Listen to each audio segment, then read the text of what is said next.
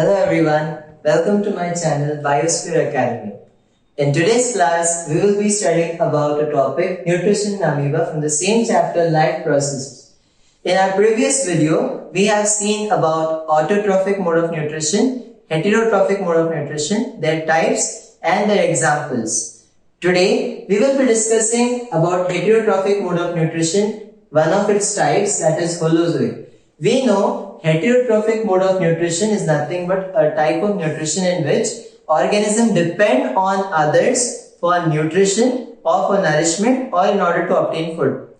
There are 5 types as we have discussed previously. Out of them, the one is Holozoic. Next, we have parasitic, we are having saprophytic, we have symbiotic and insectivorous. All these 4 we have discussed, but now we will be focusing more on the Holozoic mode of nutrition.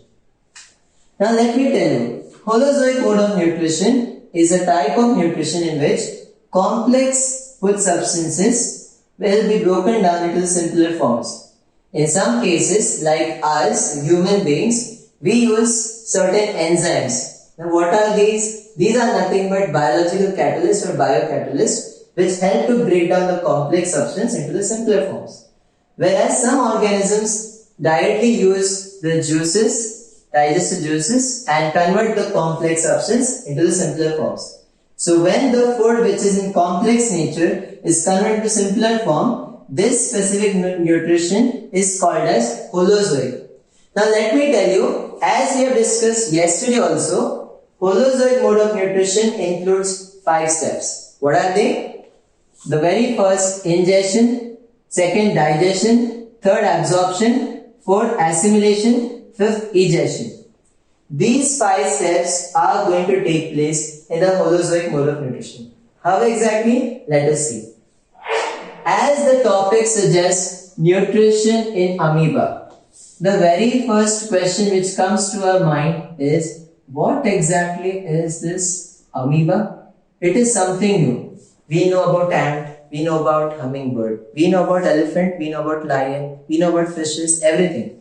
But amoeba, is it an insect? Is it a bird? Is it a reptile? Let me tell you, it is none of the above. Amoeba is a type of microorganism. Now, if you have strong basic knowledge in your 8th standard, you have a very second chapter called Microorganisms Trend and 4. Hope you remember.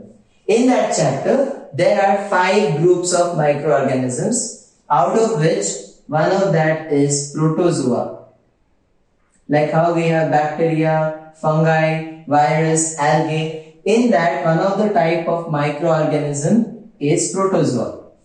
So, amoeba is an example of protozoa. Apart from amoeba, we also know there are microorganisms such as paramecium, as well as euglena, plasmodium, etc.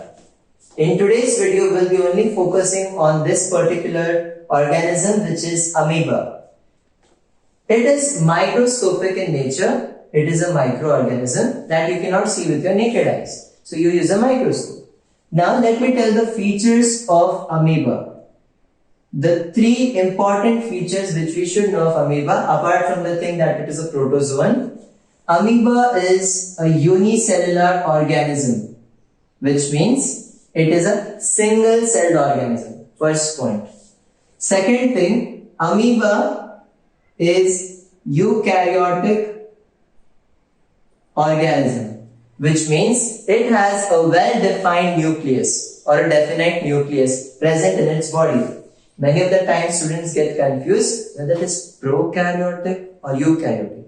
Let me make it crystal clear to you. In the case of amoeba, we can notice in the very center there will be a presence of a spherical structure that is called nucleus. That nucleus is present. Because of the presence of nucleus and it's well defined, we call it as eukaryotic. Got it? Further, amoeba is the organism with an irregular shaped body.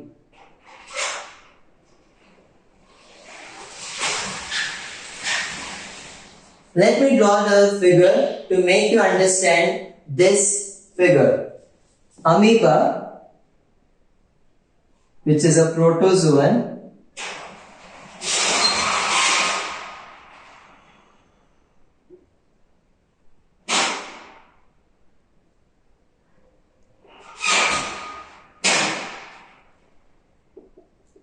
As you can notice,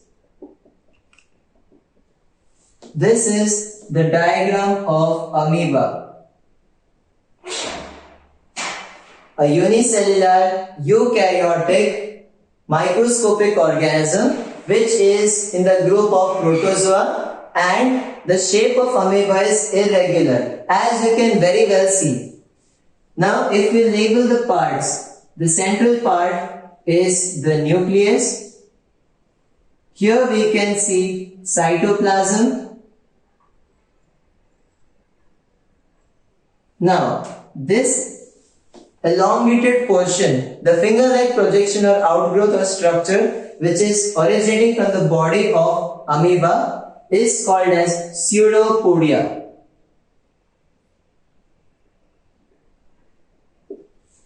Now regarding this pseudopodia, in our grade 7th nutrition in animals, second chapter, we have this concept about how does amoeba acquire its food.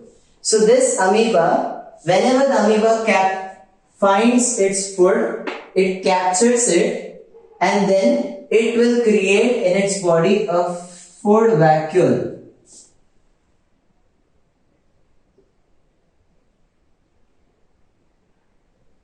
It will create a food vacuole in it. As it is taking the food in the body, there it completes the first step of holozoic nutrition called ingestion. So the food is taken in the body, that's why the word starts with IN. In means the food is ingested, means taken in. So the food is taken in, the food vacuole, in that the food particles are present now. As the food particle enters, they start breaking down. There is when the digestion comes into action. So the food is broken down, complex one is broken into simpler one, so digestion process occurs. Once it is broken down, it starts taken by the body. It is absorbed by the body. So next step, absorption occurs over here. Followed by that, once it is absorbed properly, it is supplied to different locations of the body in order to acquire energy. This is how the assimilation process comes into action.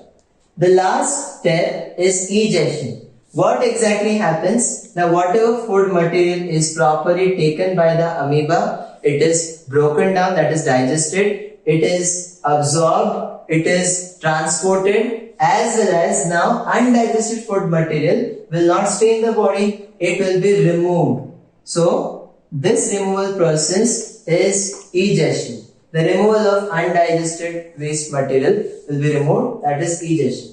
So as you can see, though amoeba is a unicellular organism with irregular shaped body, though it is a microscopic organism, it performs the process of holozoic mode of nutrition, same like us, in 5 different steps, that is ingestion, digestion, absorption, assimilation, egestion. And the pseudopodia facilitates it for movement purpose as well as also for capturing of food particles or materials.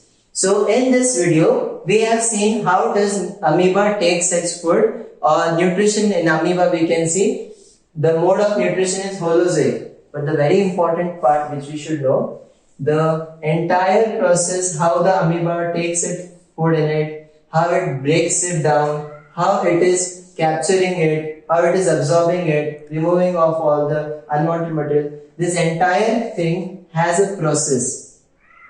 That process is so called as phagocytosis, which you can also call it as endocytosis.